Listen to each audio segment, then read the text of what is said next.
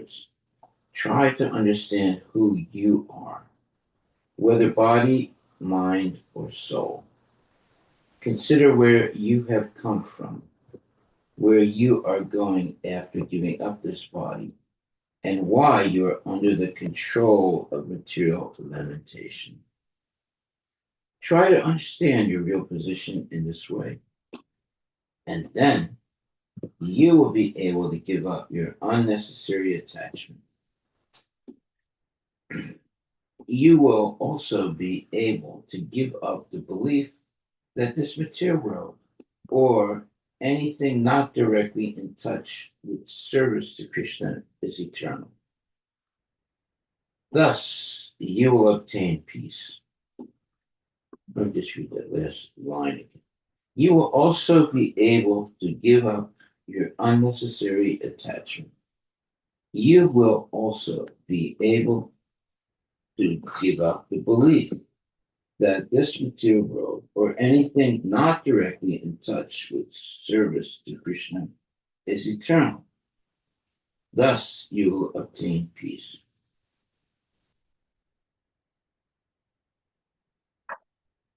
Okay, purport by His Divine Grace, A.C. Bhaktivedanta Swami Prabhupada. The Krishna consciousness movement is factually endeavoring to bring human society to a sober condition. Because of a misdirected civilization, people are jumping in the materialistic life like cats and dogs, performing all sorts of abominable, sinful actions and becoming increasingly entangled. The Krishna consciousness movement includes self realization because one is first directed by Lord Krishna to understand that one is not the body but the owner of the body. When one understands a simple fact, he can direct himself toward the goal of life. Because people are not educated in terms of the goal of life, they are working like madmen and becoming more and more attached to the material atmosphere. The misguided man accepts the material condition as everlasting. One must give up his faith in material things and give up attachment for them. Then one will be sober and peaceful. Well, that's very, very good wisdom there. 627. The great sage Narada continued, My dear king, attentively receive from me a mantra, which is most auspicious. After accepting it from me, in 7 nights you will be able to see the Lord face to face. Oh, that's a very good mantra. Huh? Let's see what that says. My dear king, in former days, Lord Shiva and other demigods took shelter of the lotus feet of Sankarsana.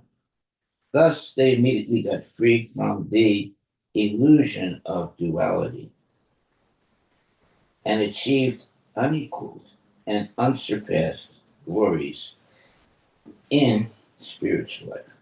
You will very soon attain that very same position.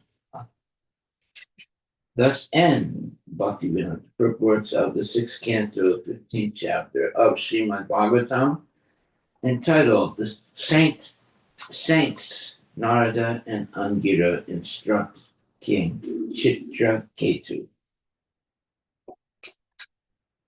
Okay, now we go to chapter 16. King Chitraketu meets the Supreme Lord. And it says, as related in this chapter, Chitraketu was able to talk with his dead son and hear from him the truth of life. When Chitraketu was appeased, the great sage Narada gave him a mantra, and by chanting this mantra, Chitraketu found shelter at the lotus feet of Sankarsana. The living entity eternal. Thus he has neither birth nor death. Ahanyate hanyamane sarire. According to the reactions of one's fruitive activities, one takes birth in various species of life, among the birds, beasts, trees, human beings, demigods, and so on. Thus, rotating through various bodies for a certain period of time, one receives a particular type of body as a son or father in a false relationship. In other words, a false relationship is a temporary relationship. All our relationships in this material world with friends, relatives, or enemies consist of duality, in which one feels happy and distressed on the basis of illusion. The living entity is actually a spiritual soul who he was part and parcel of God and has nothing to do with the relationships in the world of duality. Therefore, Narada Muni advised Chitraketu not to lament for his so-called dead son.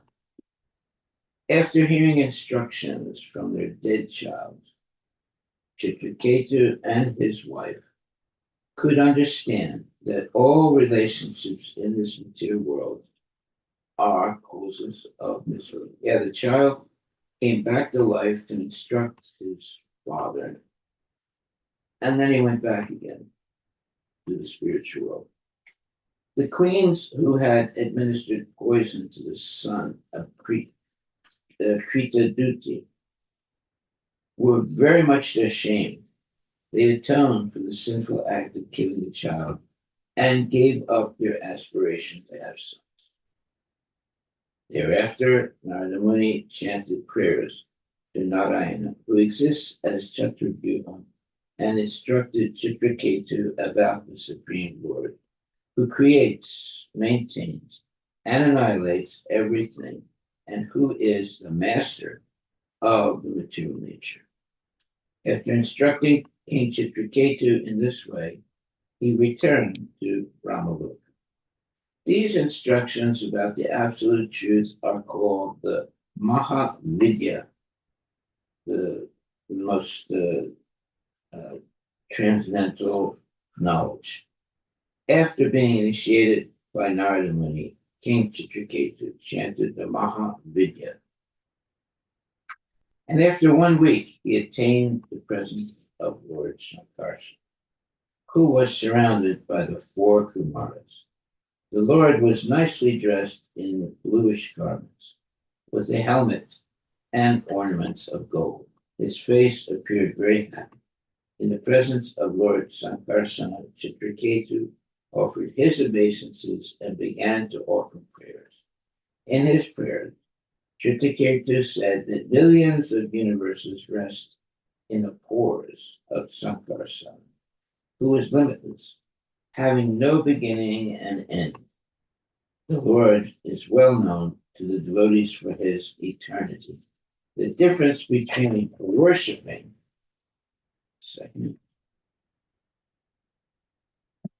the difference between worshiping the Lord and worshiping demigods is that the worshiper of the Lord also becomes eternal, whereas whatever benedictions one can get from the demigods are impermanent. Unless one becomes a devotee, one cannot understand the Supreme Personality of God. After Chitraketu finished his prayers, the unlimited Supreme Lord explained knowledge of himself to Chitraketu. Very good. Sri Sukadeva Goswami said, "My dear King Parikshit, by my mystic power, the great sage Narada brought the dead son to the vision of all the lamenting relatives and then spoke as follows. Sri Narada Muni said, O living entity, all good fortune unto you. Just see, your father and mother All your friends and relatives are overwhelmed with grief because of your passing away. Because you died untimely, the balance of your lifetime still remains. Therefore, you may re enter your body and enjoy the remainder of your life surrounded by your friends and relatives, accept the royal throne and all the opulences given by your father. I don't think he's going to accept that. Let's see. By the mystic power of Narada Muni, the living entity re entered his dead body for a short time and spoke in reply to Narada Muni's request. He said, according to the results of my fruitive activities, I, the living being, transmigrate from one body to another, sometimes going to the species of the demigods, sometimes to the species of lower animals, sometimes among the vegetables, and sometimes to the human species. Therefore, in which birth were these my mother and father? No one is actually my mother and father. How can I accept these two people as my parents? Very good point. Here it is made clear that the living being enters a material body that is like a machine created by the five gross elements of material nature: earth, water, fire, air, and ether, and the three subtle elements: mind, intelligence, and ego. As confirmed in Bhagavad Gita, there are two separate identities called the inferior and superior natures, which both belong to the Supreme Personality of Godhead. According to the results of a living entity's fruitive activities, he is forced to enter the material elements in different types of bodies. This time, the living entity was supposed to have been the son of Maharaja Chitraketu and Queen Krita Duti, because, according to the laws of nature, he had entered a body made by the king and queen. However, however, he was not their son. The living entity is the son of the Supreme Personality of Godhead. And because he wants to enjoy this material world, the Supreme Lord gives him a chance to enter various bodies. The living entity has no true relationship with the material body. He gets from his material father and mother. He is part and parcel of the Supreme Lord, but he is allowed to go through different bodies. The body created by the so called father and mother actually has nothing to do with its so called creators. Therefore, the living entity flatly denied that Maharaj Chitraketu and his wife were his father and mother. Wow. Okay. Text number 5. In this material world, which advances like a river that carries away the living entity, all people become friends, relatives, and enemies in due course of time. They also act neutrally. They meditate. They despise one another. And they act in many other relationships. Nonetheless, despite these various transactions, no one is permanently released. Purport by His Divine Grace, A.C. Bhaktivedanta Swami Prabhupada. It is our practical experience in this material world that the same person who is one's friend today becomes one's enemy tomorrow. Our relationships as friends or enemies, family men or outsiders, are actually the results of our different dealings. Chitraketu Maharaja was lamenting for his son, who was now dead, but he could have considered the situation otherwise. This living entity, he could have thought, was my enemy in my last life, and now, having appeared as my son, he is prematurely leaving just to give me pain and agony. Oh my God. Why should he not consider his dead son his former enemy, and instead of lamenting, be jubilant because of an enemy's death? Sure, boy.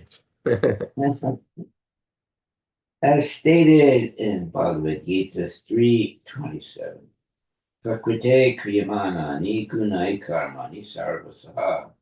Factually, everything is happening because of our association with the modes of material nature. Therefore, one who is my friend today in association with the mode of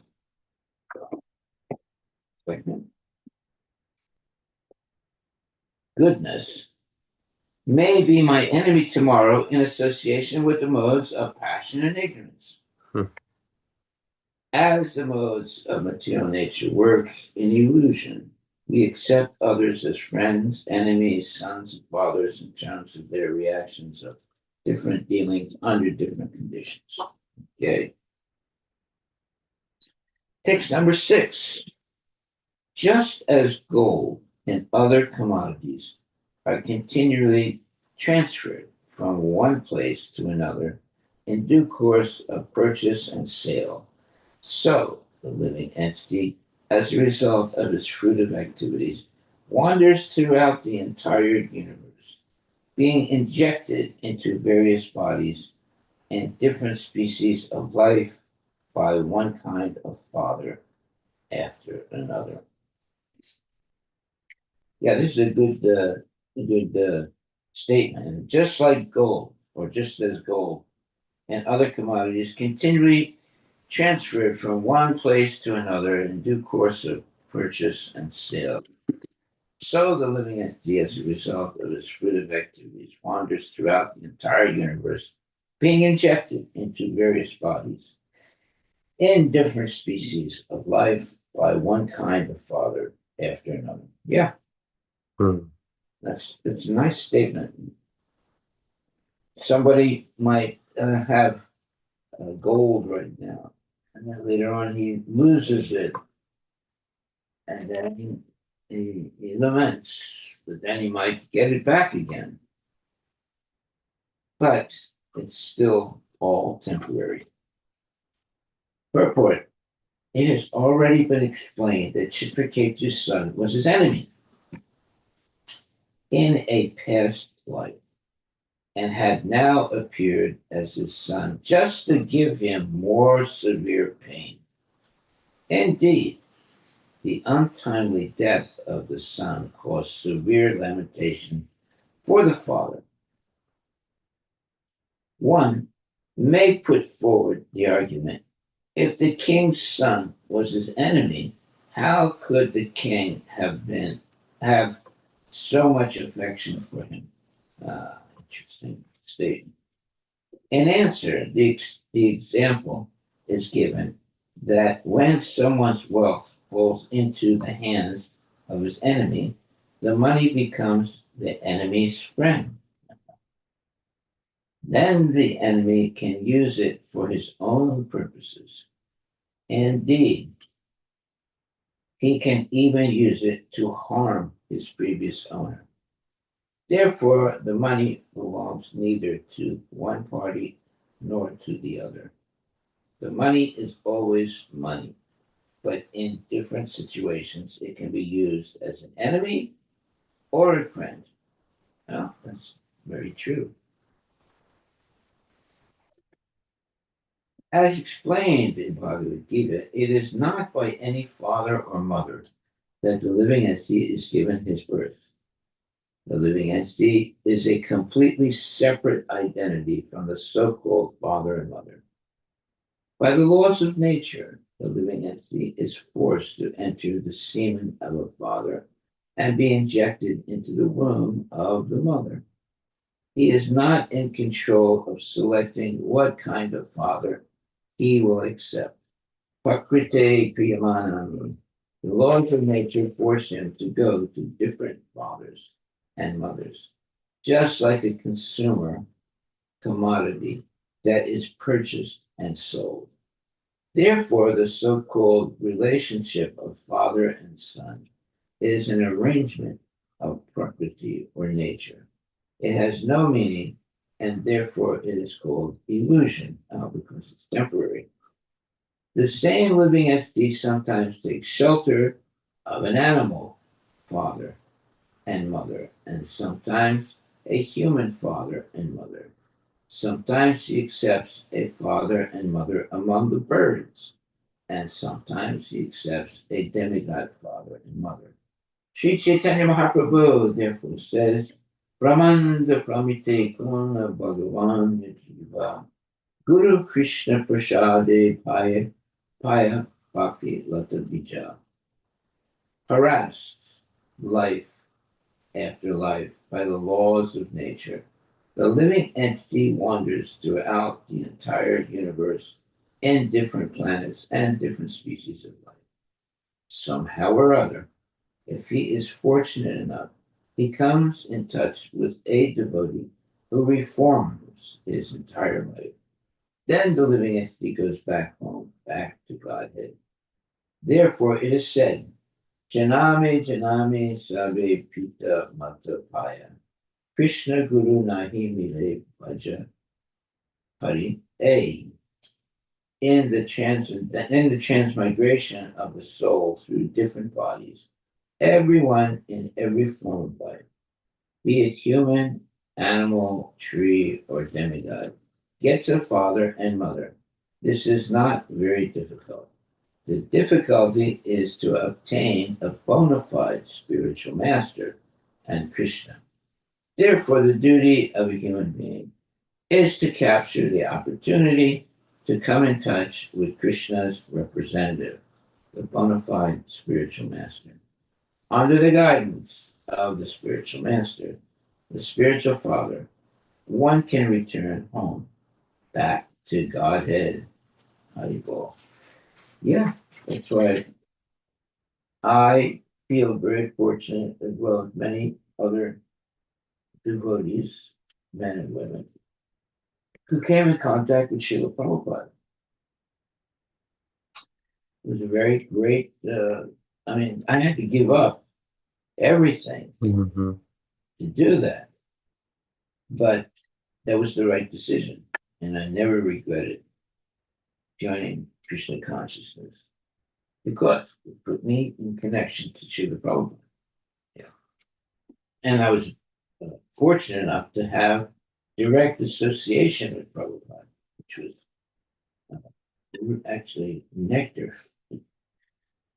Canto 6 and chapter 16, and text number, 9.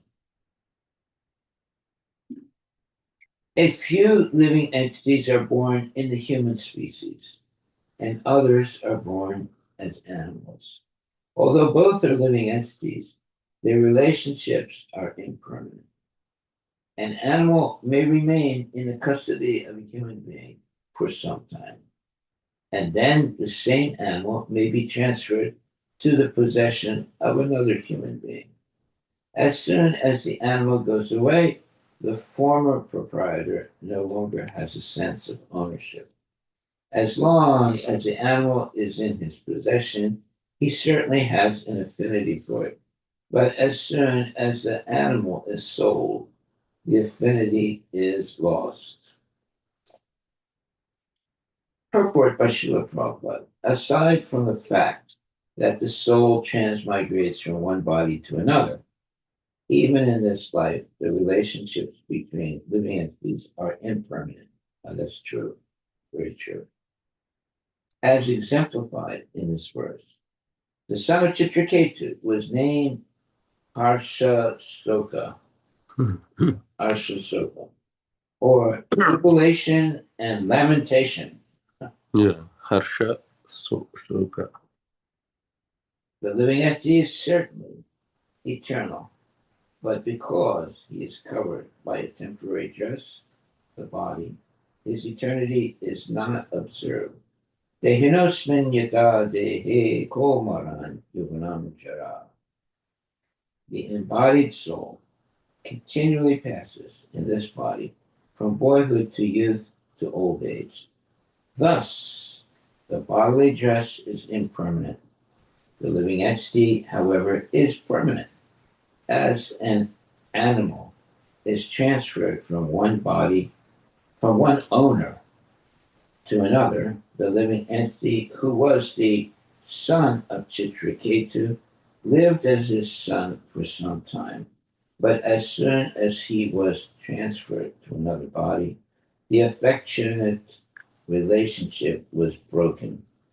As stated in the example given in the previous verse, when one has a commodity in his hand, he considers it his.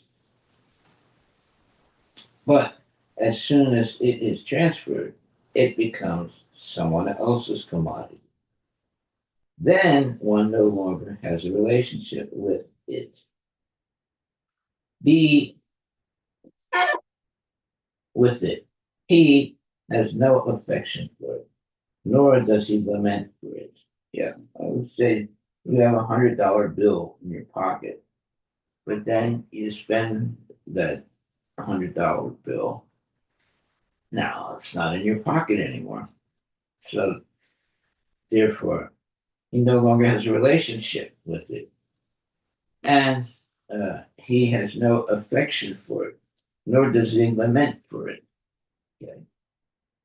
Well, there might be some temporary lamentation if he loses it, but he no longer is connected to it. Okay. Even though one living entity becomes connected with another because of a relationship based on bodies that are perishable, the living entity is eternal. Actually, it is the body that is born or lost, not the living entity. One should not accept that the living entity takes birth or dies.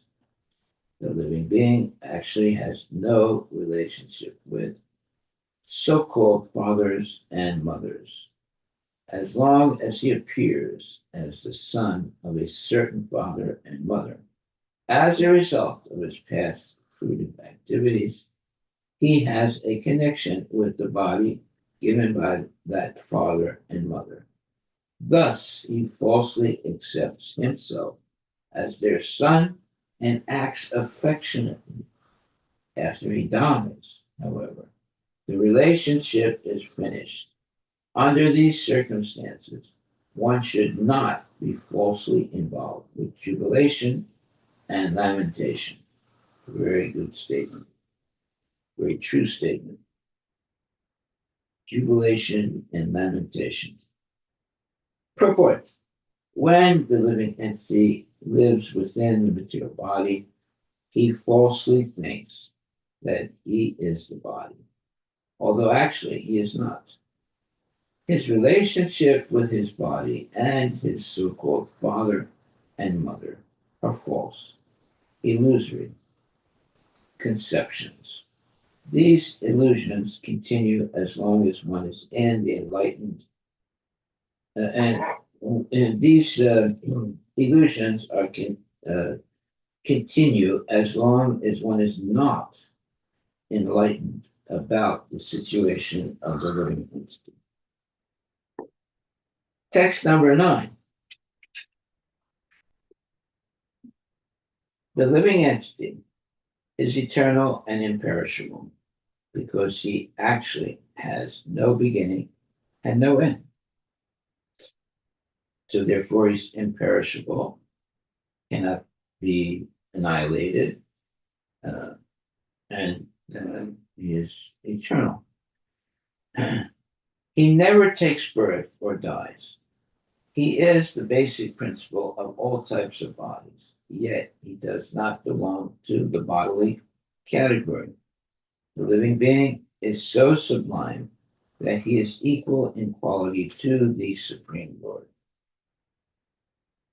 Nonetheless, because he is extremely small, he is prone to be illusioned by the external energy, and thus he creates various bodies for himself according to his different desires.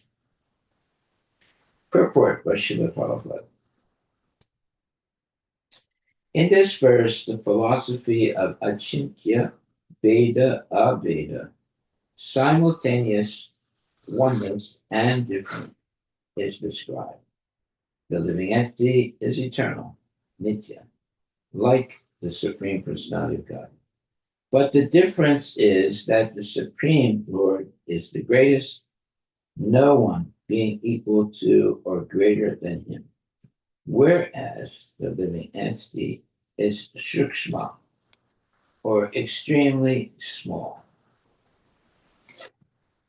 The Shastra describes that the magnitude of the living entity is 1/10,000th the size of the tip of a hair. That's really small. It's smaller than an atom. Smaller than an atom. The Supreme Lord is all pervading. Andantara sa paramanu chayantara stam. Relatively, if the living entity is accepted as the smallest, there should naturally be inquiry about the greatest. The greatest is the Supreme Personality of Godhead, and the smallest is the living entity. Another peculiar characteristic of the jiva is that he becomes covered by Maya, Atma Maya, Gunai. He is prone to being covered by the Supreme Lord's illusory energy.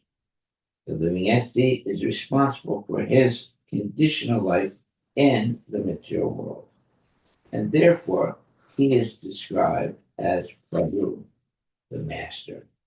If he likes, he can come to this material world, and if he likes, he can return home, back to God. Because he wanted to enjoy this material world, the Supreme Personality of Godhead gave him a material body through the agency of the material nature. As the Lord himself says in Bhagavad Gita 1861, Ishvara Sarvabhutanam Hrideshe Vichinatistati Ramayan Sarvabhutani Yantra Rudrani Mayaya. The Supreme Lord is situated in everyone's heart, O Arjuna, and is directing the wanderings of all living entities who are seated as on a machine made of the material energy. The Supreme Lord gives the living entity a chance to enjoy in the material world as he desires, but he openly expresses his own desire that the living entity give up all material aspirations, fully surrender unto him, and return home back to God. The living entity is the smallest, Shukshma. Shiva Goswami says in this connection that the living entity within the body is extremely difficult for materialistic scientists to find. Yeah, that's right. Although we understand from the authorities that the living entity is within the body, The body is different from the living entity. Okay. Yeah, the body that we have is temporary and it's changing every minute, even every second of our existence. So we cannot say that I am this body because it's always changing. Even though the changes seem to be infinitesimal, still over time, one realizes, hey, I was only 3 feet tall. Now I'm 6 feet tall. It happened over a period of time. And also, one may go the other way. Oh, now, although I was 6 feet tall, now, because of my age and sickness, I'm a few inches smaller. So the body is always uh, increasing and decreasing, and eventually it disappears. Therefore, one cannot say, I am this body, because the question could be challenged. Which body are you talking about? The one when you're a child, the one when you're an adolescent, the one when you're a mature man, the one right before death. You cannot say I am this body because you're always changing. The body is always changing. So the question is, which body are you talking about? Our body has changed every day of our existence. So many changes are taking place. That's why it says the body is different from the living entity. Very important statement. Body is different from the living entity. Text 10.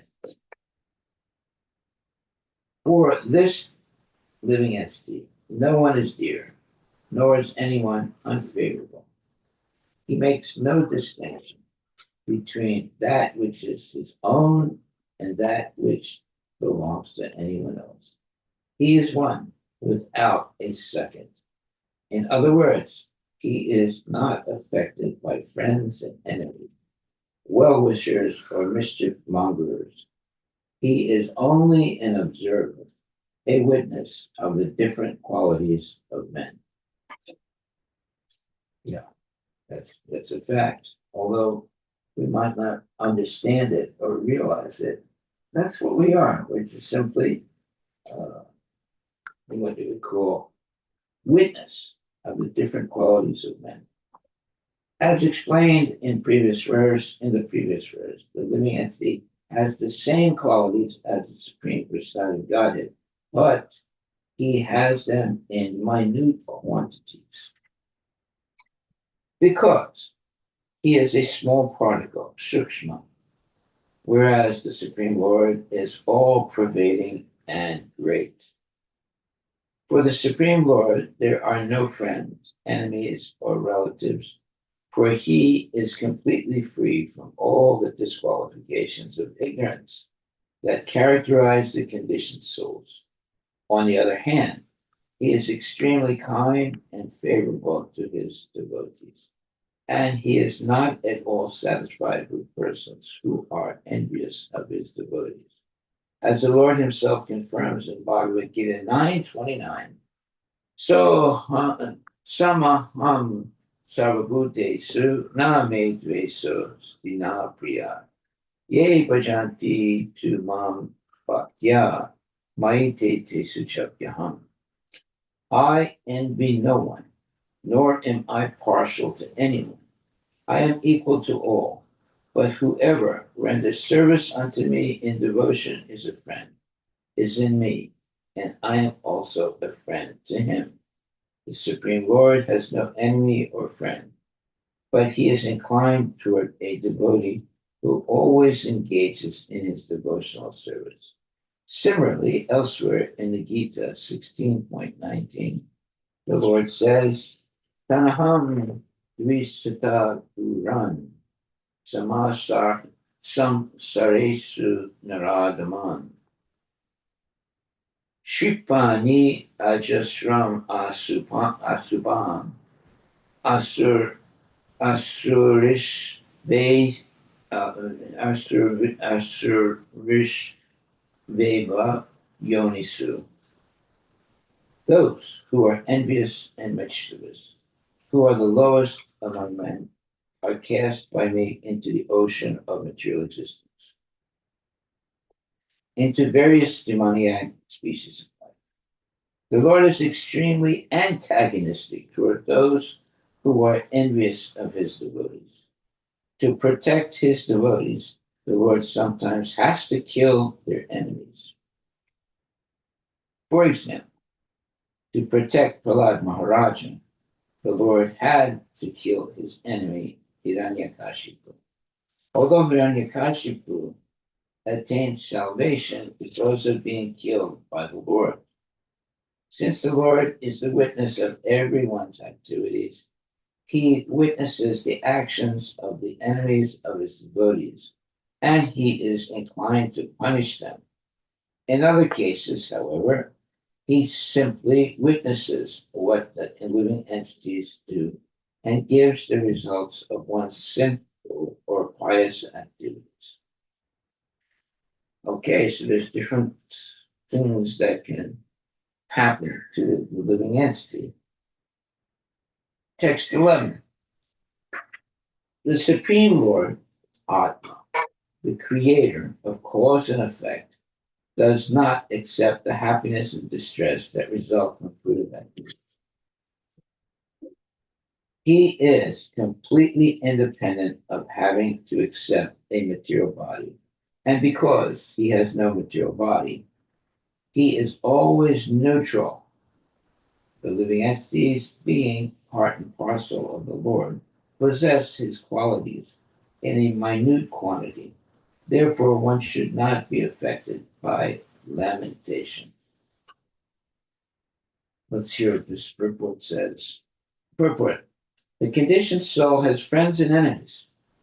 He is affected by good qualities and the faults of his position.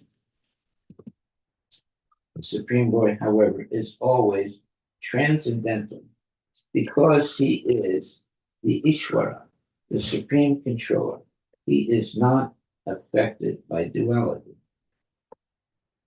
That's the Supreme Lord, not the living entity. It may therefore be said that he sits in the core of everyone's heart as the neutral witness of the causes and effects of one's activity, good and bad. We should also understand that Udasina, neutral, does not mean that he takes no action. Rather, it means that he is not personally affected. For example, a court judge is neutral when two opposing parties appear before him, but he still takes action as the case warrants. To become completely neutral, indifferent to material activities, we should simply seek shelter at the lotus feet of the supreme neutral person, meaning Krishna. Maharaj Chitraketa was advised that remaining neutral in such trying circumstances as the death of one's son is impossible.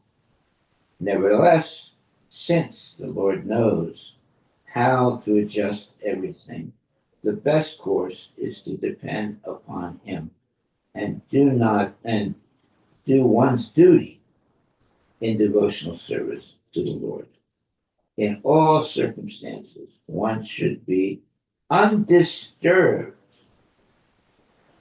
by duality, as stated in Bhagavad Gita 2.47. Karmanya Veda Dikaras Chate Ma Fali Sukadachana Ma Karma Fala Hetu Bhur Ma Te Sangasto Ma Te Sango Swa Akarmani. You have a right to perform your prescribed duty, but you are not entitled to the fruits of action. However, never consider yourself to be the cause of the results of your activities, and never be attached to not doing your duty. One should execute one's devotional duty, and for the results of one's actions, one should depend upon the Supreme Personality of Godhead. So, this is a very profound statement. And basically, it's saying that we have a right to perform our prescribed duty, but we are not entitled to the fruits of action. The fruits of action are offered to Krishna. And if we don't do that, then we become caught by the principles of Dharma. We become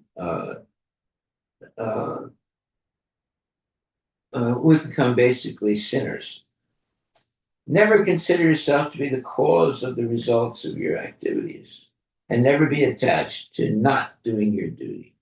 One should execute one's devotional duty, and for the results of one's actions, one should depend upon the Supreme Personality of Godhead. Now, this is very, very high level knowledge, and we should pay attention to it. Let me read it again, because if we follow this, we will become free from the cycle of birth and death, it says.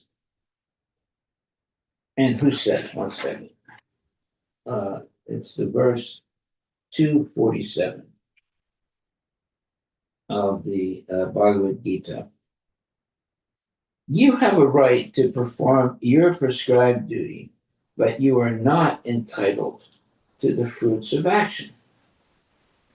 Never consider yourself to be the cause of the results of your activities, and never be attached to not doing your duty.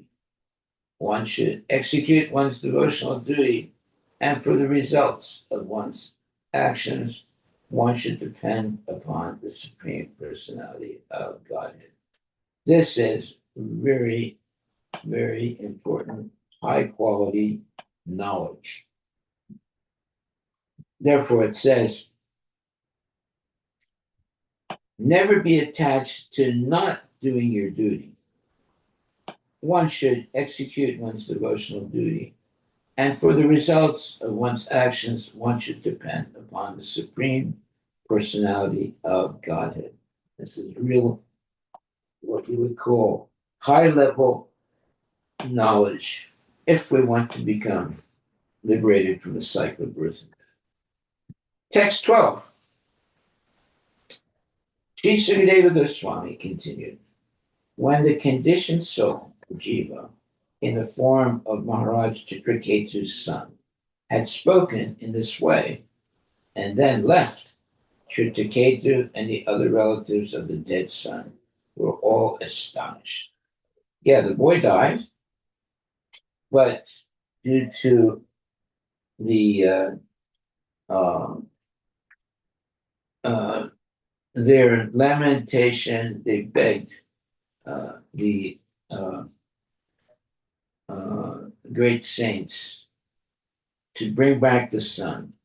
So these two saints brought back the son, but for a short period. And he preached to his mother and father and other relatives. And then he left. So therefore it says, when the conditioned soul, Jiva, in the form of Maharaj Chitraketu's son, had spoken in this way, meaning he instructed his father and mother in spiritual knowledge, and then left. Yeah, because he was destined, he already had left his body, but he came back for a short period of time to instruct his father and mother. Chitraketu and the other relatives of the dead son were all astonished. Thus, they cut off the shackles of their affection, which was due to their relationship with him and gave up their lamentation. Very significant statement. Very, very important statement. Text 13. After the relatives had discharged their duties by performing the proper funeral ceremonies and burning the dead child's body, they gave up the affection that leads to illusion, lamentation, fear, and pain. Such affection is undoubtedly difficult to give up, but they gave it up very easily. Well, that's because they were devotees, educated properly. And Chitraketu's son preached after he died, then he comes back, and he preaches to his father and relatives uh, about Krishna consciousness. And then he leaves. So, and it says here, Chitraketu and the other relatives of the dead son were all astonished. Obviously, he comes back from death and he instructs his family members and then he leaves again. Thus, they cut off the shackles of their affection, which was due to their relationship with him, and gave up their lamentation. Okay. So, after the relatives had discharged their duties by performing the proper funeral ceremonies and burning the dead child's body, they gave up the affection that leads to illusion, lamentation, fear, and pain. Such affection is undoubtedly difficult to give up, but they gave it up very easily. Hare Krishna. Text 14. Queen Kritya Duty. Queen Kritya Duti's co-wives, who had poisoned the child, were very much ashamed. Well, because they were jealous that she had A child. had a child, and the other wives of the other wives did not have a child, so the wives killed the child, and they lost all their bodily luster while lamenting. O king, they remembered the instructions of Angira and gave up their ambition to bear children. Following the directions of the Brahmanas, they went to the bank of the Yamuna, where they bathed and atoned for their sinful activities. Now, okay. In this verse, the word Bala Hatya, Hata Prabha, is to be particularly noted.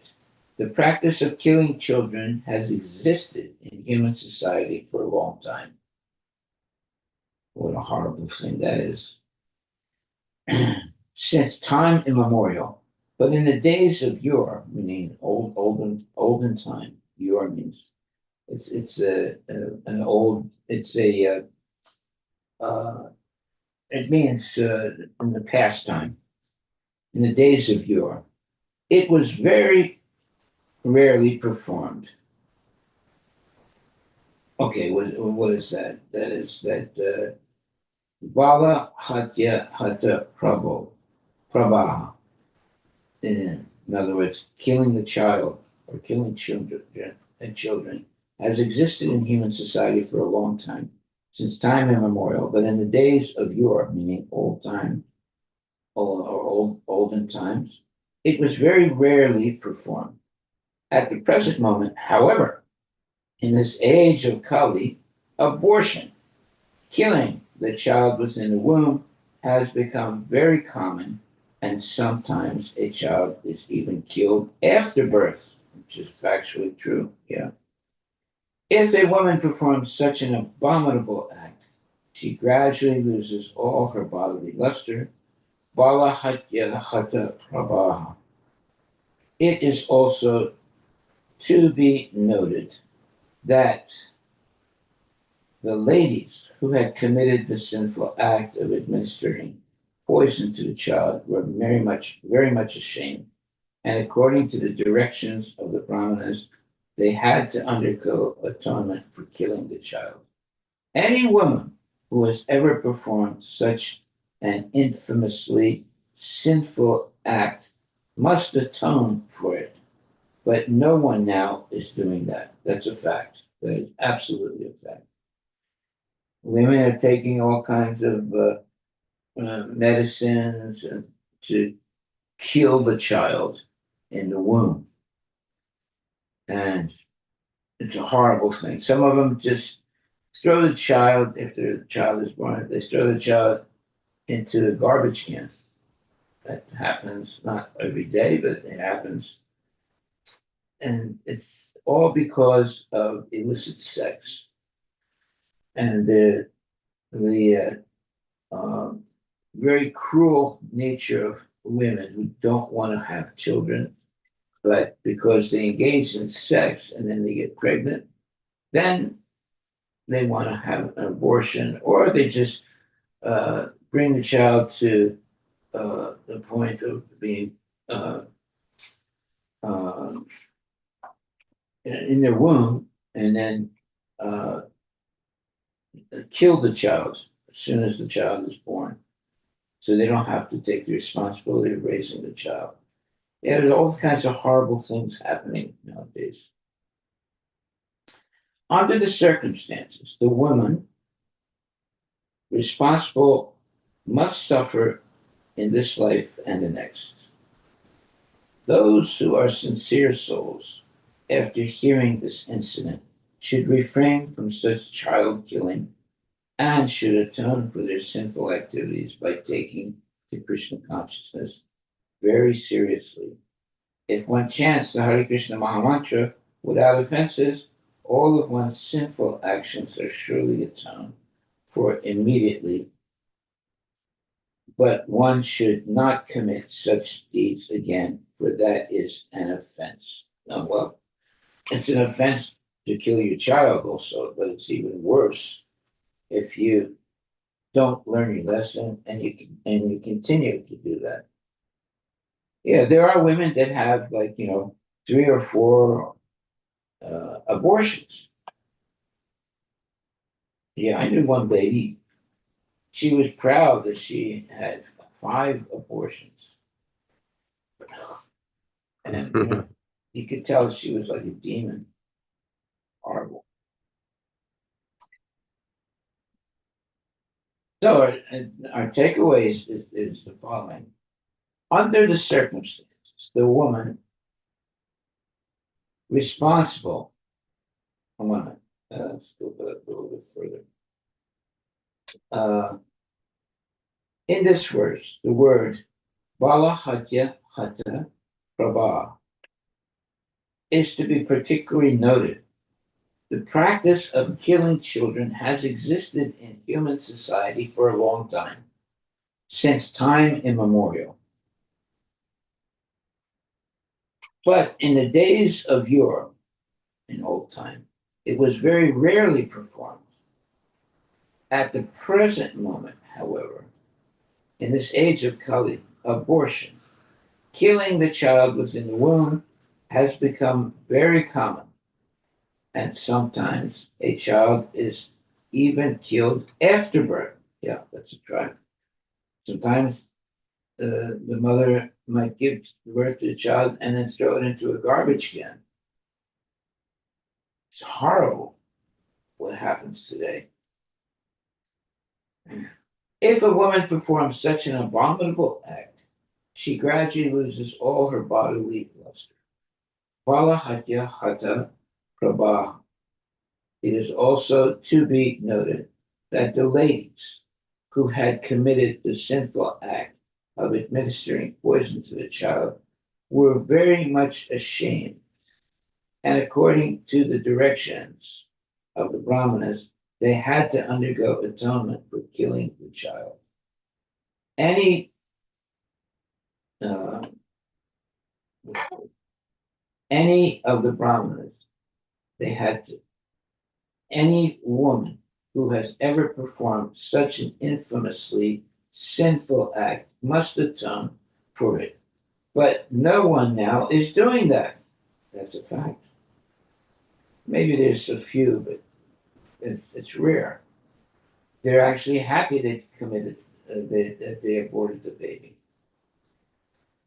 Under the circumstances, the woman, after hearing this incident, should refrain from such child killing and should atone for their sinful activities by taking the Krishna consciousness very seriously. If one chants the Hare Krishna Maha Mantra without offenses, all of one's sinful actions are surely atoned for immediately. But one should not commit such deeds again, for that is an offense. Wow. Now that is very good wisdom. Very, very good wisdom. Very good, what you would call a warning to women that if they do abort a child, they have to really atone for it. But if they do it in as if it's okay, some women have 3, 4, 5 abortions, and then that's extremely sinful, and they will suffer terribly. So it says, any woman who has ever performed such an infamously sinful act, that is killing their own child, must atone for it. But no one now is doing that. Under the circumstance, yeah, women are happy to abort the child sometimes. Under the circumstances, the woman responsible must suffer in this life and the next. Those who are sincere souls, after hearing this incident, should refrain from such child killing and should atone for their sinful activities by taking the Krishna consciousness very seriously. If one chants the Hare Krishna Maha Mantra without offenses, all of one's sinful actions are surely atoned for immediately. But one should not commit such deeds again, for that is an offense. Well, there are women that have had multiple abortions, and they are happy that they did it. Those are demons. Those are big demons.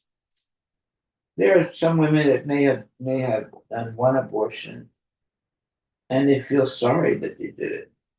There are others that don't feel sorry at all. So anyway, it's all due to illicit sex. That's all. People are having so much illicit sex nowadays, and they don't want to take the responsibility for raising the child. So they abort the child, or they kill the child after it's born. Very horrible situations, and they suffer terribly for it. Text 15. Thus, enlightened by the instructions of the Brahmanas, Angira and Narada, King Chitraketu became fully aware of spiritual knowledge. As an elephant becomes free from a muddy reservoir of water, King Chitraketu came out of the dark well of family life. Yeah. The whole material life in the material world is compared to be a dark well, especially the family life.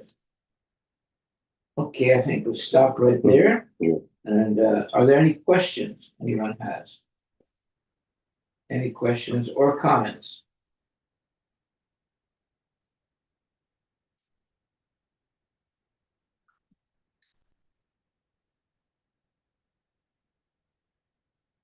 Okay, our takeaway. But yeah. No, I'm just going to ask like anybody online that has any question or comment.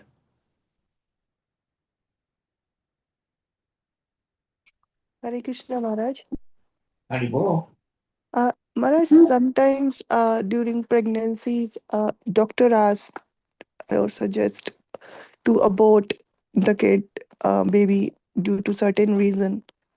And some woman has to go through that because doctor suggests to do that.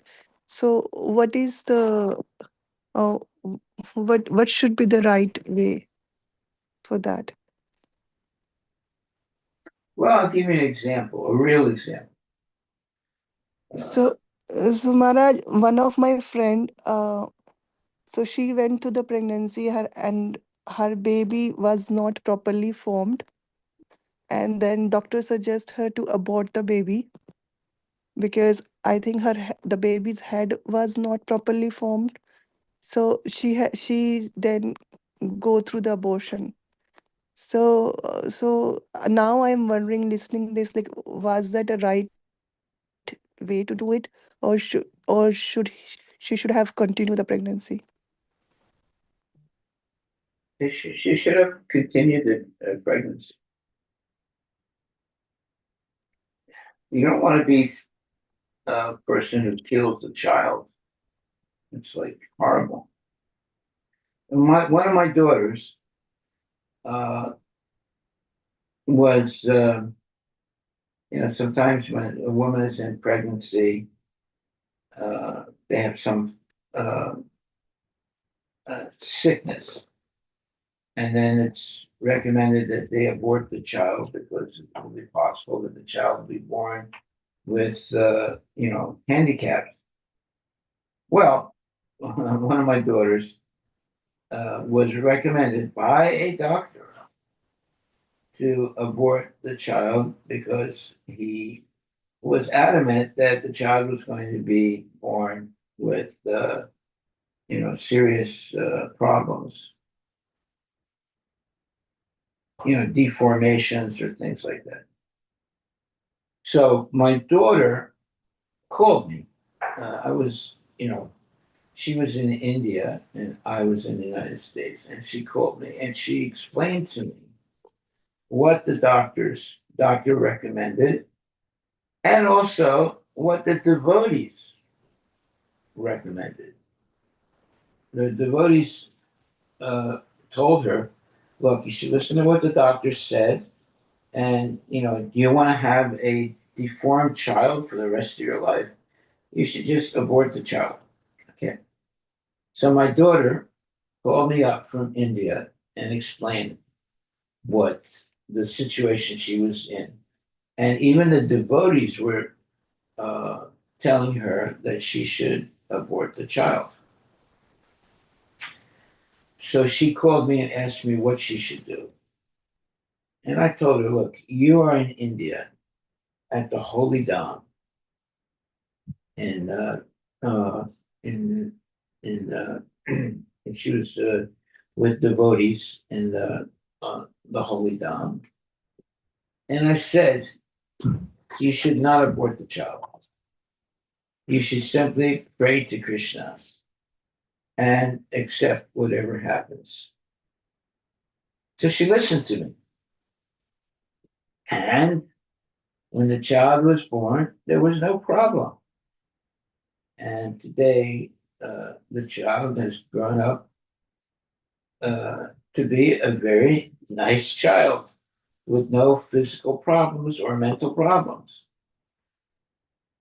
So, uh, but at that time, when the doctors and the devotees tried to convince my daughter to commit suicide, to kill her baby, you know, I mean, before, giving birth, to have an abortion. And my daughter called me up from India and said, what should I do, Dad? I said, look, you're in the Holy Dham. You should just pray to Krishna. Don't listen to what the doctors are telling you, and don't listen to what the devotees are telling you, because the devotees also tried to convince my daughter to abort the child. And when the child was born, there was no problem. And he grew up to be a very nice boy. So all this depends on how much faith a person has in Krishna. Even the devotees were trying to convince my daughter to abort the child. You can see how people have this tendency to be, let's say, influenced by the demons.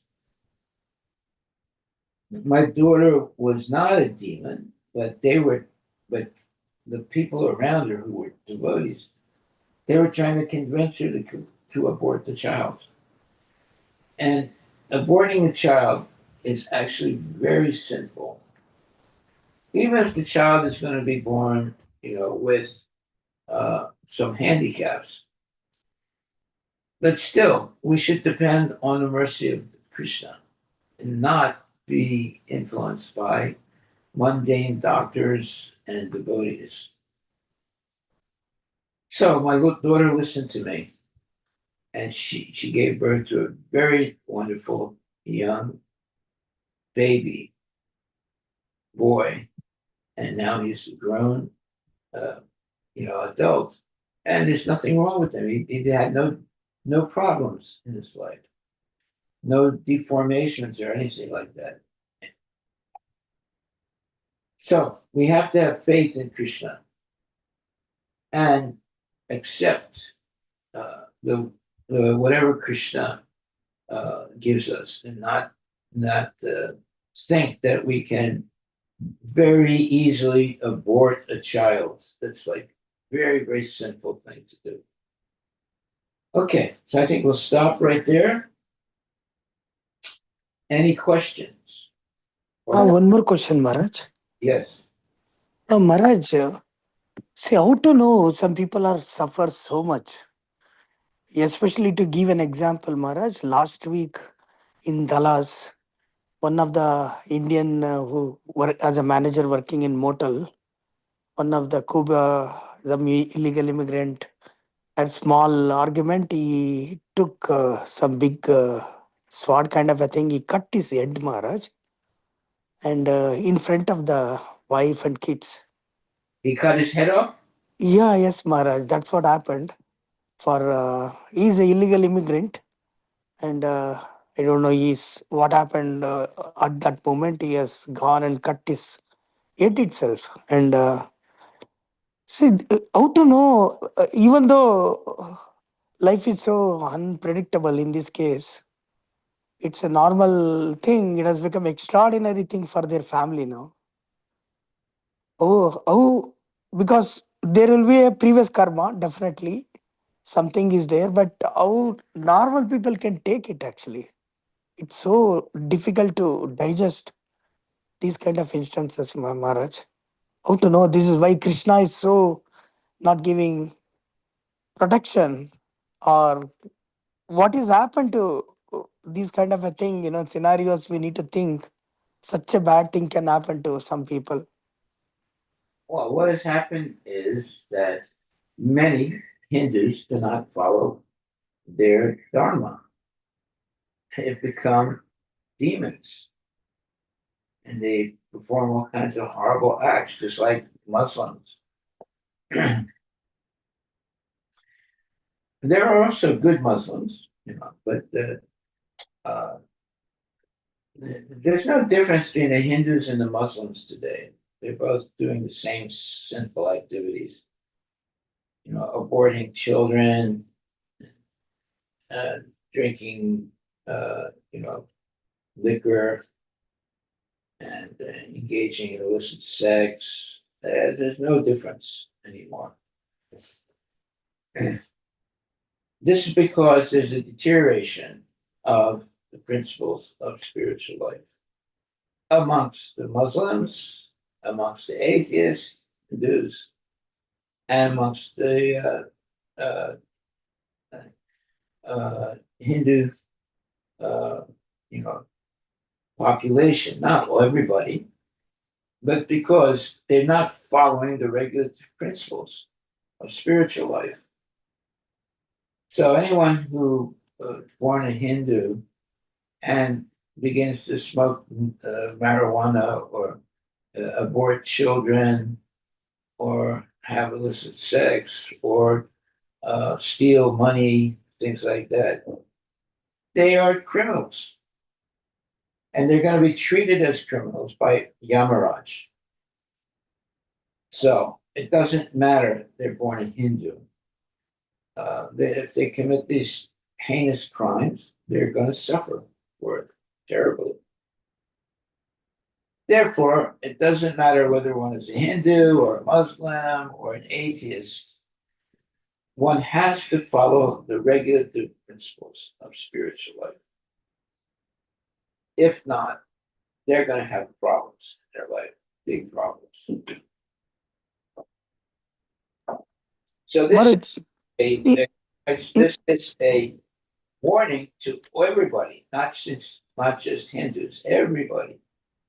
You have to follow these principles of Krishna consciousness to live a peaceful and let's say happy life. Otherwise, there's going to be tragedy. Yeah, go ahead. Maharaj, in this case, see, in this life, probably maybe not such a heinous crime you would have not done, but definitely would have done something in the previous life that would have happened for such a big punishment for him. Um, but Maharaj, you are saying that if they don't follow, say if you would have been followed, you would have been escaped from this kind of instance, Maharaj. Krishna would have been taken care with small punishment or something. I Well, don't know what he is it actually, but doesn't by matter reading, whether yeah. it's a Muslim or a Hindu or a Christian or an atheist, if they engage in illicit activities, they're going to suffer. Doesn't matter what religion they have. It doesn't matter, whether they're rich or poor. They're going to suffer by committing sinful acts. So the Christians have the same philosophy as we do. There are principles that you have to follow. Even the Muslims, they also have principles that they have to follow. And if they don't, they suffer. So it doesn't matter whether you're a Hindu or a Muslim or a Christian or an atheist. If you commit sinful activities, you're going to suffer. You may be able to atone for them if you're in the right association of devotees. But normally, people unnecessarily suffer because they very easily commit sinful acts, not even feeling sorry about it. Not being, and you know how many abortions there are in a year in the United States? Can you guess how many?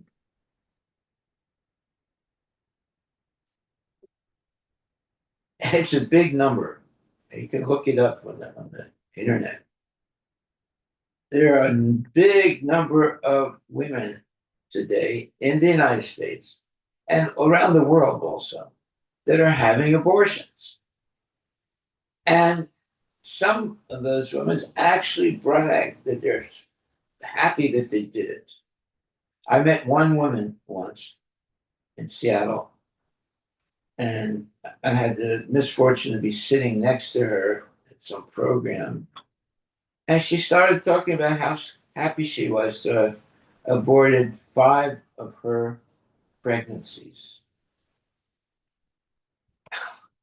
And when I heard this, and what she was saying, I was like horrified to be sitting near her because she was a demon. She killed her own children. Right? But they don't think it's killing. They think it's the right thing to do. So this is how corrupt our world has become. And if you look up the number of abortions every year, it runs up to about 1 million plus abortions in the United States. It might be even more. Okay, well, we'll stop there on this horrible point of abortions committed in the United States. But the example of my daughter, it's a real thing. She was going to abort her child, and the devotees were trying to convince her to do it. Also, the doctor definitely told her she has to has to abort the baby, and then the devotees tried to convince her also to abort the child. But she called me and she said, "Dad, what should I do? The devotees are telling me, the doctor is telling me, what should I do?" I said, "Look, you're in the holy Dham. You just pray to Krishna. And whatever happens, you just accept it." And she listened to me. And uh, what's his name? Omar. Yeah, no. Well, what's his name? It's holy, his spiritual name. Anyway, her son was born. Krishna Prasad. Well, Yeah, that's my daughter. Mayapur Maharaj. Mayapur was born without any problems, right? But even the devotees were trying to convince my daughter to have the abortion. Even the devotees, after they heard what the doctor said, you know. And my daughter called me up from India and she said, "What should I do?" I said, "Look, you're in the holy Dham. You just pray to Krishna." And she did that. And okay, Mayapur was born completely normal. Okay, Haribo. All glories to Srila Prabhupada ki jai. Maharaj, what is the takeaway for today? Okay, the takeaway for today is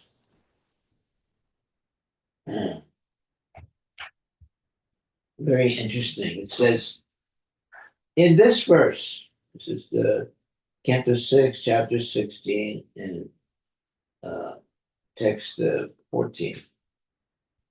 In this verse, the word Bala Hatya Hata Prabha is to be particularly noted. The practice of killing children has existed in human society for a long time. At the present moment, however, in this age of Kali, abortion, killing of the child within the womb, has become very common. And sometimes the child is even killed after birth. In other words, not only they kill the child in the womb, even if the child is born, they still kill it. If a woman performs such an abominable act, she gradually loses all her bodily luster. Bala hatya hata prabha. It is also to be noted that the ladies who had committed the sinful act of administering poison to the child were very, very much ashamed, and according to the directions of the Brahmanas, they had to undergo atonement for killing the child. Any woman who has ever performed such an infamously sinful act must atone for it, but no one now is doing that. Under the circumstances, the women responsible must suffer in this life and the next. Those who are sincere souls, after hearing this incident, should refrain from such child killing and should atone for their sinful activities by taking to Krishna consciousness very seriously. If one chants the Hare Krishna Maha Mantra without offenses, all of one's sinful actions are surely atoned for immediately. But one should not commit such deeds again, for that is an offense.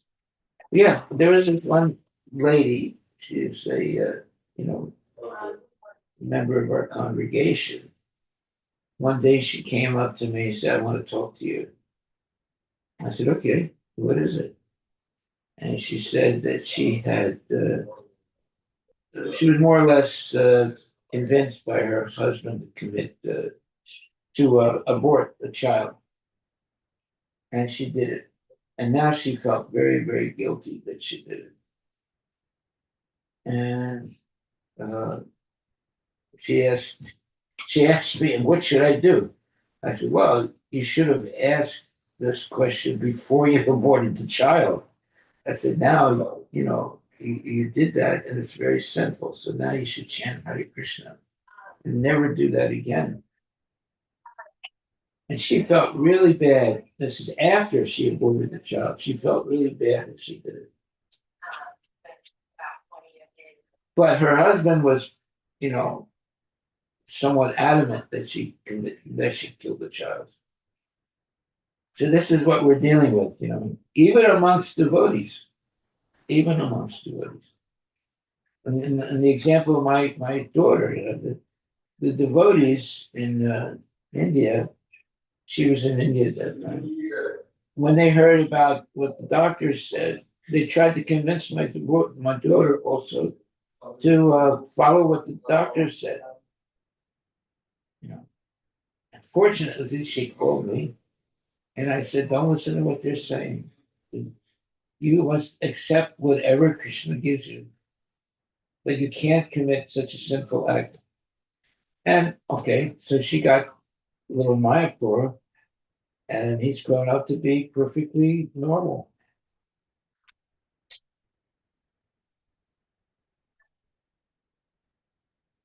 Okay, well, that's our takeaway for today. That's real, let's say, things that are happening even in Krishna consciousness that test us whether we are devotees or not devotees or confused about being a devotee. A devotee should never kill a baby,